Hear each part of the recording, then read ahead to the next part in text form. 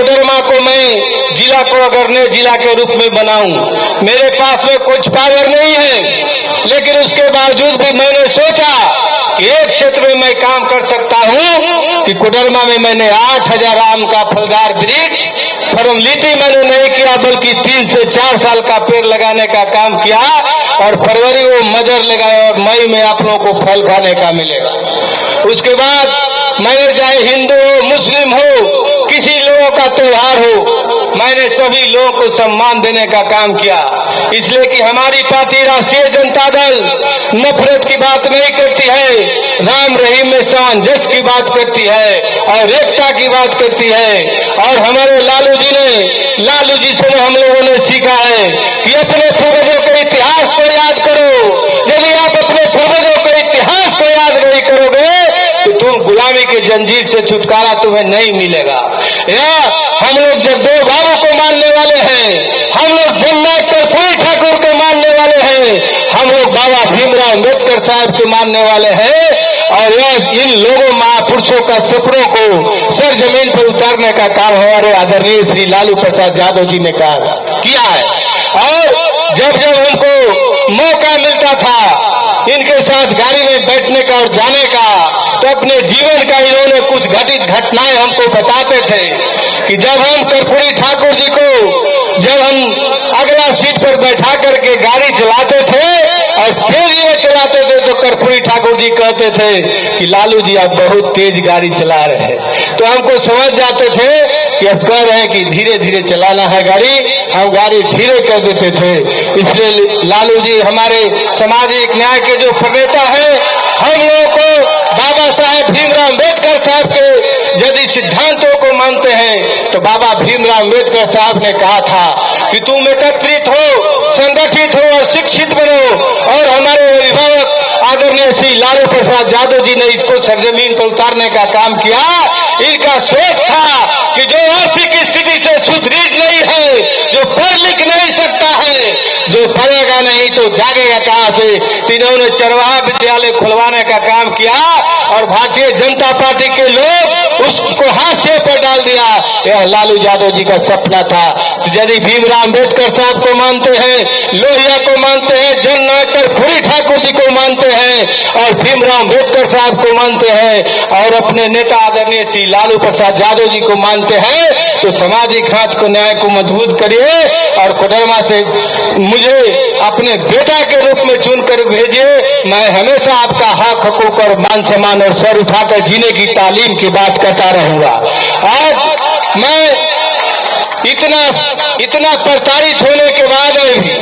इतना प्रताड़ित होने के बाद में भी आज मुझे लगता है कि मैंने राष्ट्रीय जनता दल के लिए, अपने अभिभावक के लिए, अपने लालू यादव के लिए मैंने कुछ किया है। कि जब मुझे सुबह में इनका फोन आया कि हम सुभाष आ रहे हैं, 10 बजे आ जाएंगे, उसके बाद में फिर कर्जालय से फोन आया कि जब हेलीकॉप्टर उड़ान भर रही थी, हेलीकॉप्टर खराब हो गया, तो मैं मायूस हो गया और मुझे हिम्मत नहीं जुटा पाए कि इस परिस्थिति में इनको मैं कैसे कहूं कि आप रोड से आइए। लेकिन वहां से तुरंत खबर आया कि आदरणीय श्री लालू प्रसाद यादव जी कोडरमा का प्यार और स्नेह और सुभाष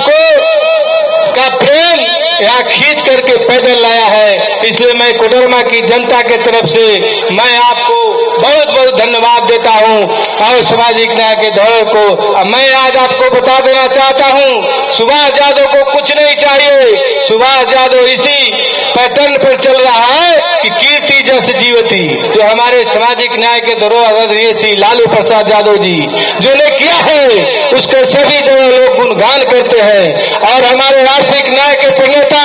तेजस्वी प्रसाद यादव जी ने कहा था कि जब हम बिहार का चीफ मिनिस्टर बनेंगे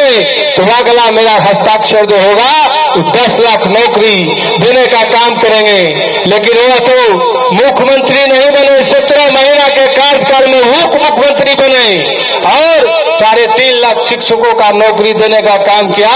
जिसमें झारखंड प्रदेश के बच्चियों को 12,000 नौकरी देने का काम किया। किसी तरह का वैधानिक नहीं किया। तो मैं मुझे कुछ नहीं चाहिए, मैं एक इतिहास बनाना चाहता हूं। जिस तरह से हमारे महापुरुषों ने, हमारे नेता ने इतिहास बनाया, तो मैं भी उसी तरह से एक इतिहास बनाना चाहता हूं। आप लोग को भी मैं कहना चाहता हूं कि अपने पूर्वजों के इतिहास को पढ़ो, और जब जब आपको फुर्सत का क्षण पड़े तो आप इतिहास लिखो कि आने वाला जनरेशन भी तुम्हारा इतिहास को पढ़ेगा। और मैं एक बात जरूर कहना चाहता हूं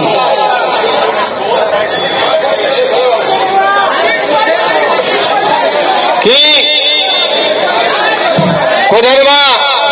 कोडरमा से जब मेरा अंतिम विदाई हो, जो सभी लोगों को होता है, जो स्मृति भूमि पर आता है, सब लोग एक दिन जाता है, तो मैं आपको आशा और विश्वास दिलाता हूं कि आपसे मैं कुछ लेने नहीं आया हूं, बल्कि एक काम जरूर करना कि जब मैं अंतिम बराती मेरा जाएगा तो एक कफन दे देना। यही हम जानेंगे कि आप लोगों का बीच में हमने काम किया है और कर्म किया है, यही मेरा फल है। तो मैं आप लोगों से निवेदन आरजू विनती करने आया हूं कि यदि जनता के अदालत में फैसला होती है, वो सर्वोपरि फैसला होता है, तो आने वाले 13 तारीख को आप ललटेन पर बटन दबाएं और अपने बेटा को विजयी बनावे। सभी लोगों को आदाब, सलाम, प्रणाम, जोहार। बिहार के श्रेष्ठ nursing paramedical pharmacy, ITO management प्रशिक्षण संस्थान, इसके मंडल ग्रुप ऑफ इंस्टीट्यूशन